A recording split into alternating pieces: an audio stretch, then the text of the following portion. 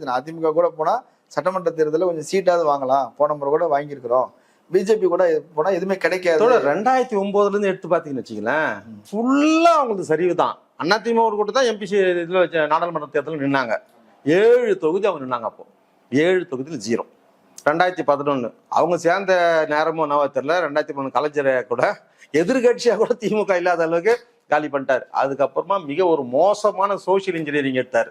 தலித் அல்லாத ஒரு கூட்டணி உருவாக்குனார்.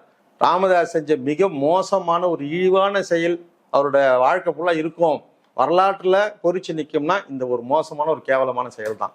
அந்த பாவங்கள் இன்னைக்கு புள்ள வடிவத்துல வந்து மொத்தமா நிக்குது. ஒரு பாவம் இல்ல, 21 அப்பாவி வன்னியர்கள் சுட்டு கொல்லப்பட்டதுக்கு தான் பிள்ளைக்கு தான் சொத்து சேர்க்கணும்னு சேர்த்தார் இல்லையா? குரு சாக பழக்க கிடக்கும் போது ஹாஸ்பிட்டல்ல பணம் கட்டி தான் அந்த ஆளு இன்னும் கொஞ்ச நாள் வாழ்ந்திருப்பான். அந்த ஆள் பாவம் சுத்துதா?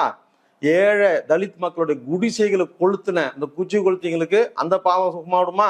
எல்லா பாவமும் சேர்ந்து நிக்குது. இந்த பேட்டில் ஒரு டைலாக் வருவேன், ரஜினி கடைசியான்னு சொல்லுவாரு, எவ்வளவுதான் வந்தாலும் நீ திருந்தல, கடைசியா விடாது, உன்னை பாவம் விடாது, உன்னை சுத்தி வந்து சேரும்ல.